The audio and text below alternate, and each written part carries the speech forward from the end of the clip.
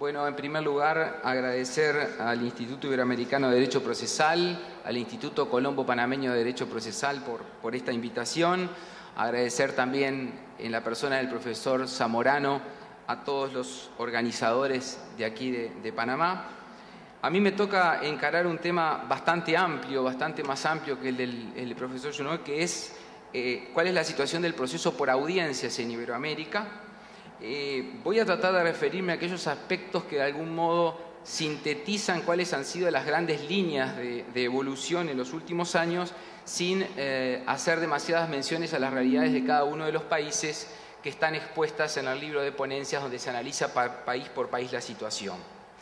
Quiero agradecer en primer lugar a los informes nacionales. Hemos recibido 15 informes nacionales, o sea que estamos recogiendo la realidad de 15 países, a los que se suman además los aportes del Centro de Estudios de Justicia de las Américas, que nos ha enviado los estudios que ellos han realizado. O sea que hemos de alguna manera tratado de considerar la realidad iberoamericana. Lamentablemente algunos países no nos han enviado su relato, pero creo que tenemos una visión bastante amplia y por lo tanto un especial agradecimiento a los relatores nacionales y las disculpas porque los errores solo se me pueden atribuir a mí en la síntesis. Los objetivos de la charla van a estar centrados básicamente en relevar cuáles son estos procesos de reforma y fundamentalmente cuál es el rol del proceso por audiencias. Únicamente relevamos en los diversos países cuál es el estado del proceso por audiencias. Entendido proceso por audiencias, no un proceso en el cual existen audiencias, porque en casi todos nuestros procesos están previstas las audiencias, por ejemplo, para tomarle declaración a un testigo, sino en aquellos países que han instrumentado total o parcialmente un sistema procesal moderno con la nueva concepción de proceso por audiencia que implica básicamente inmediación. Siempre me gusta decir que más importante que la oralidad es la inmediación, porque podemos tener un proceso que sea oral, pero que en realidad no recoja ese momento esencial de contacto entre el juez, los abogados, las partes y los elementos esenciales de la prueba.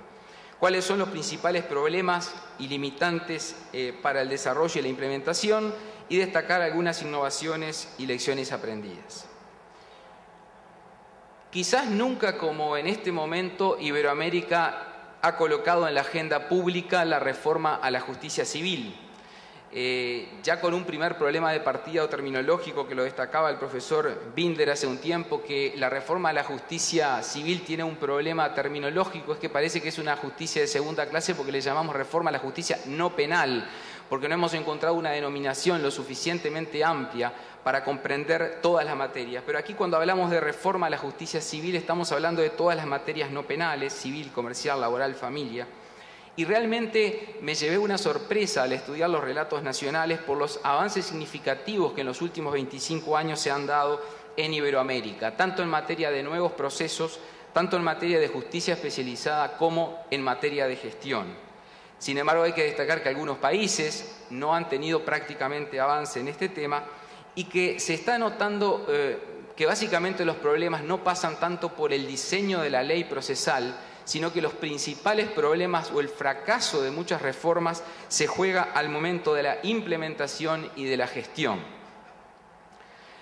Últimamente también quiero destacar que se ha producido una alineación, diría yo, en los últimos 5 años entre, por un lado, las líneas de trabajo de la doctrina procesal y, por otro lado, las líneas de trabajo en materia de política pública, existiendo consenso que de algún modo no hay reforma procesal posible simplemente con modificar leyes y códigos procesales si no se coloca a las reformas procesales como un elemento central de política pública y, si es posible aún, de política de Estado.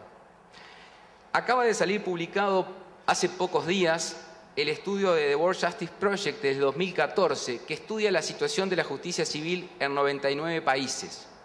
Yo lo que les traje aquí es un resumen de la posición de los países de América que están relevados, a los que le sumamos además España y Portugal. Si ustedes pueden ver, lamentablemente no se ve demasiado bien, pero si dejamos por un momento los primeros 6 países, que son Canadá, Uruguay, Portugal, España, Chile y Estados Unidos, que de alguna manera estos 6 países están alineados a los países más avanzados en materia de reforma civil, el resto de los países presenta ya una separación muy importante en su ubicación en el contexto internacional. Esto denota entonces que en Iberoamérica existe una materia pendiente muy importante de reforma a la justicia civil.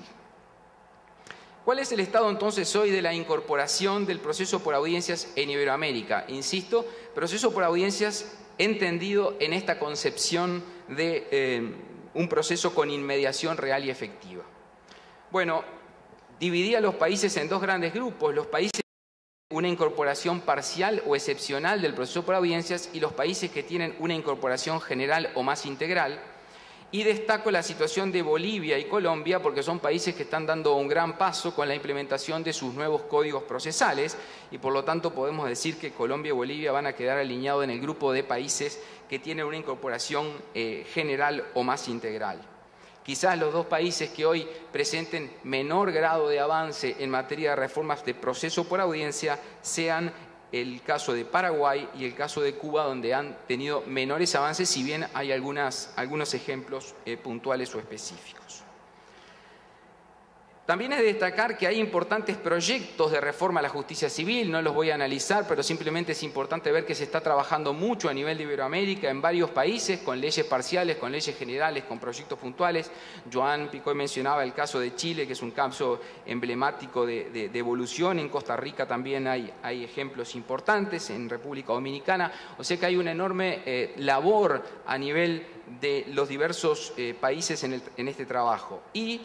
todos nuestros ojos procesales están puestos, como decía, en Bolivia y en Colombia, que son los dos países de los que podremos extraer lecciones aprendidas muy interesantes en sus etapas de implementación en este año y en los próximos años.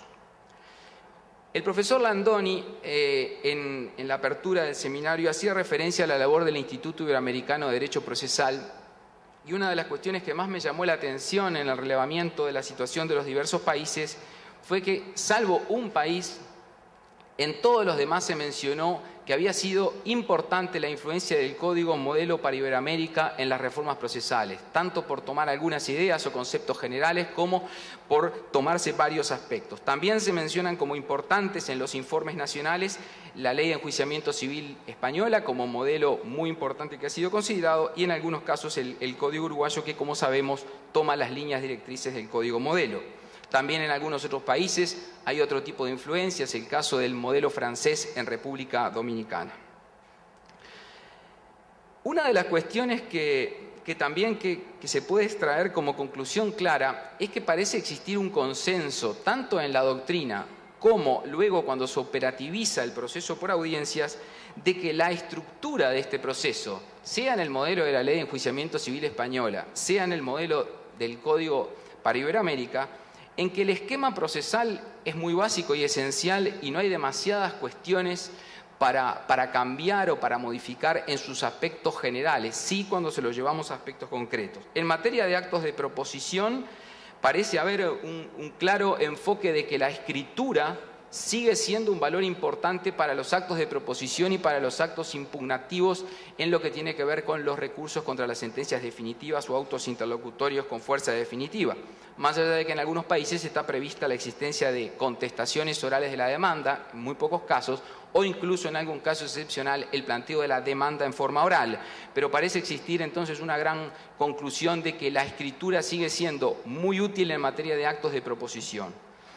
Y luego el proceso se divide básicamente en las dos audiencias que conocemos, la audiencia preliminar que en los diversos países ha ido tomando distintos nombres, previa, inicial, preparatoria o de saneamiento, una audiencia en la que básicamente en muchos países se realiza una tentativa de conciliación intraprocesal, se sanea el proceso de los aspectos secundarios o ajenos al fondo, se fija el objeto del proceso y de la prueba y se admite y ordena ese diligenciamiento. Y luego la audiencia complementaria, llamada en otros países vista de causa o audiencia de instrucción o de juicio, en la cual básicamente se produce la prueba, se realizan las alegaciones orales y se dicta la sentencia. A su vez, se da en casi todos los países también que para aquellos procesos que requieren una mayor urgencia se adopta una estructura simplificada donde se resumen las dos audiencias en una audiencia única, lo cual ha tenido bastantes problemas de diseño y de funcionamiento. en la medida que al realizarse una audiencia única hay una enorme labor que debe realizarse en materia de ordenación probatoria antes de la audiencia, que ha complejizado el modelo, y un modelo que parecía muy sencillo y muy adecuado a los procesos de urgencia no ha rendido los frutos que se esperaban cuando se comprimen las dos audiencias en una sola. También se constata que prácticamente todos los países siguen el modelo de doble instancia, y todos sabemos que el modelo de doble instancia plantea problemas complejos en lo que tiene que ver en la inmediación en la segunda instancia. O sea, la segunda instancia, el contacto entre el tribunal de segunda instancia y el juez, los abogados y las partes, se ha debilitado, más allá de un tema que vamos a ver ahora en cuanto a la calidad de información que llega al Tribunal Superior. La inmediación en Iberoamérica, entendido como este contacto e interacción entre partes y abogados y jueces en las audiencias, ha tenido acogida en casi todos los países en el modelo teórico, pero ha tenido enormes problemas de implementación práctica, porque no se han regulado mecanismos legales adecuados para establecer sanciones para el caso de vulneración de la inmediación, a lo que se suma la cuestión de la sobrecarga de trabajo, que ha llevado a ser el motivo, una de las razones fundamentales para delegar la realización de las audiencias esenciales en funcionarios. Entonces, la gran pregunta es cómo efectivizamos la inmediación en un proceso por audiencias. ¿Cuáles pueden ser los mecanismos de efectivización?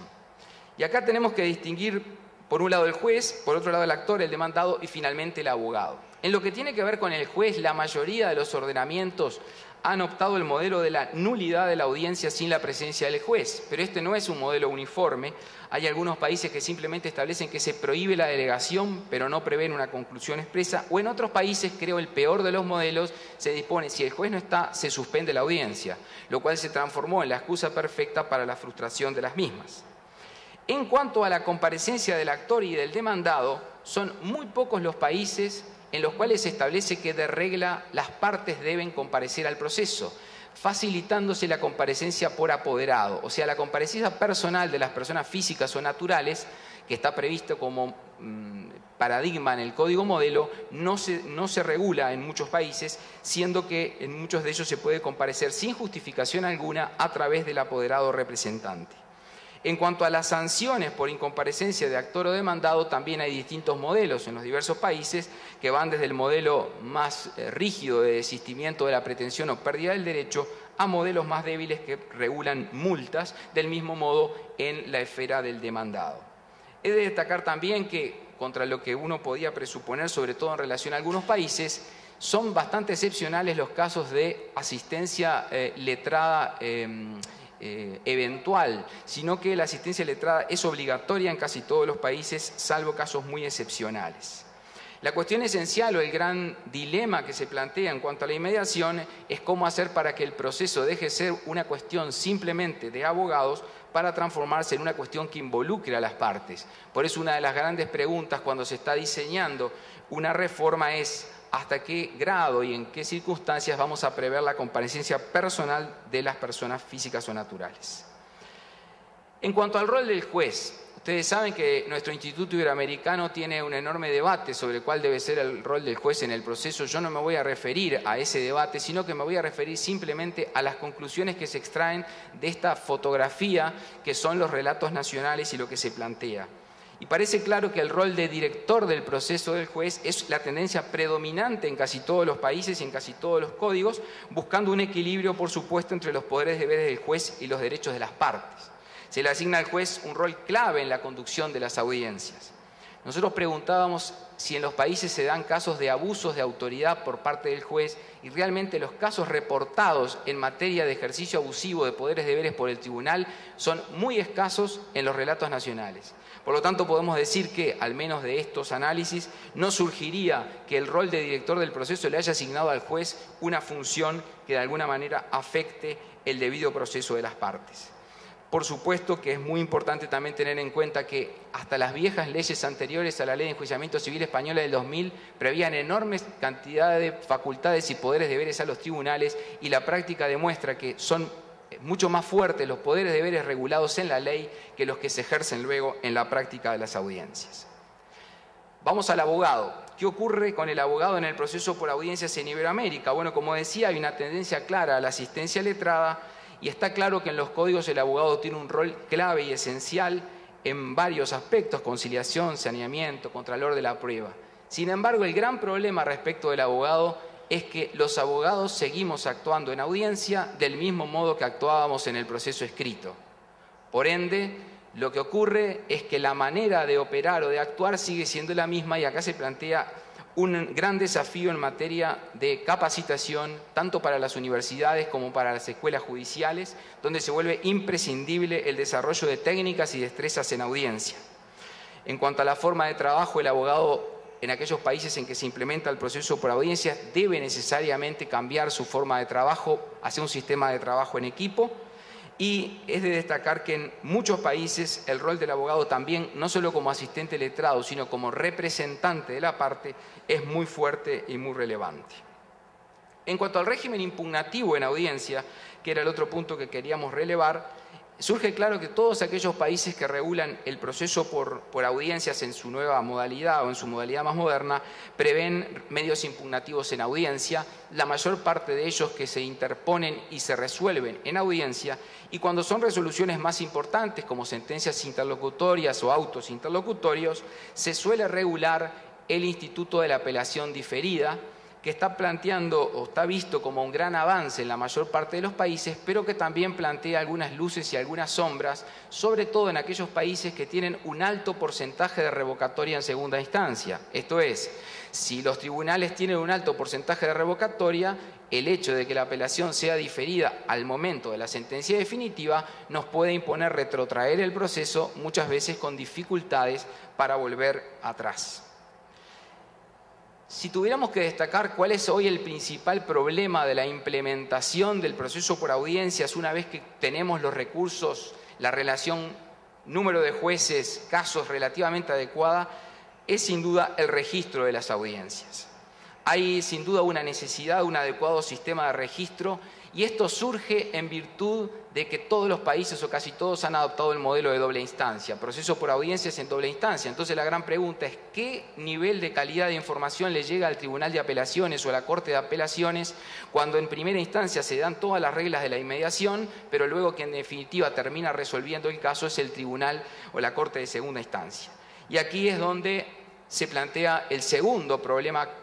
clave en materia de implementación, es que no hemos podido romper el mito del expediente. La gran pregunta de sinceridad que nos debiéramos hacer es: ¿el juez resuelve en base a lo que ocurre en la audiencia o el juez resuelve en base a la lectura que hace del expediente que cuenta lo que ocurrió en la audiencia? Y seguramente lo que cuenta el acta resumida no es la realidad. Por eso es muy interesante la experiencia del modelo español con la filmación de las audiencias, lo que le permite al Tribunal Superior recibir prueba de calidad. Además, ahora el costo de las tecnologías es muy bajo en esta materia e incluso se permite traquear el video de modo tal que el abogado pueda decirle al Tribunal Superior: mire el minuto número tal o el track número tal, que ahí es donde está el punto clave o el aspecto clave a resolver, evitándole en algunos casos al Tribunal Superior tener que escuchar declaraciones sumamente extensas. Por lo tanto, es interesante ver cómo en Iberoamérica se está dando una tendencia creciente al registro de las audiencias. En cuanto a la duración de los procesos,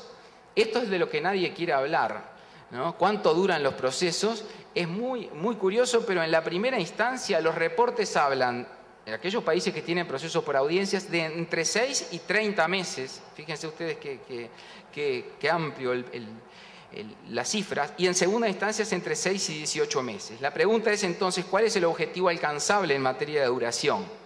Tomando experiencias del modelo alemán y algunos otros modelos europeos, yo creo que nos tendríamos que fijar como objetivo una primera instancia de entre 6 y 9 meses y una segunda instancia de 3 a 5 meses. Esos serían aparentemente, con una estructura de procesos por audiencia, cifras alcanzables si se dan los demás presupuestos. Ahora, tenemos que ser conscientes que estas cifras o estas duraciones no son las duraciones adecuadas para lo que puede ser las nuevas generaciones que tienen acceso inmediato a la tecnología. Es curioso también, como salvo el caso de España, que se cuenta con información estadística muy buena, en la mayor parte de nuestros países no hay confiable información sobre la duración de los procesos. La principal lección aprendida en materia de duración es que el tiempo se consume en la gestión y no en el otorgamiento de garantías a las partes. Hay una tendencia a reducir los procesos quitándole plazos a las partes para realizar actos procesales, pensando que si contestamos la demanda en 10 días en lugar de hacerlo en 15, el proceso va a ser más breve. Y esto no es así. La duración del proceso o el principal problema se da con la gestión. Para terminar, algunas conclusiones y propuestas que surgen de los estudios. En primer lugar, que en los últimos 25 años se está dando un proceso gradual y creciente de reforma, donde el Código Modelo, el modelo español, han sido sin duda elementos esenciales, pero ha pasado mucho tiempo, ya más de 25 años de nuestro Código Modelo, y por eso hoy el Instituto Iberoamericano se está planteando cómo reescribimos el Código Modelo a la luz de las nuevas realidades. También es importante que en los últimos 10 años las reformas procesales han tomado otro enfoque, un enfoque mucho más sistémico, multidisciplinario y muchísimo más focalizado, centrado en políticas públicas, donde el proceso por audiencias parece ser el eje esencial. Por lo tanto, la reforma de la justicia civil tiene un modelo complejo que requiere, por un lado, rendición de cuentas, transparencia e independencia judicial como elemento fundamental y, por otro lado, ver la reforma del sistema de justicia justamente como eso, como un sistema donde la ley procesal es simplemente un elemento que debe ir acompañado de todos los demás. Se puede concluir entonces que existe coincidencia en los relatores nacionales en cuanto a que la estructura procesal del proceso por audiencias es la más adecuada, debiendo hacerse una distinción entre la justicia especializada y el proceso especial. No necesariamente justicia especializada y derecho sustantivo especializado debe derivar en un proceso especial. Se está viendo una tendencia en Iberoamérica nuevamente a ir construyendo estructuras procesales distintas para materias distintas en lugar de regular algunas especialidades para procesos especiales. En la preeminencia de la doble instancia plantea un problema de diseño que ya mencioné. La clave parece ser efectivizar la inmediación en la audiencia. El rol del juez preeminentemente de director surge también de las conclusiones y también las dificultades para el cambio cultural de abogados y jueces que seguimos actuando muchas veces en procesos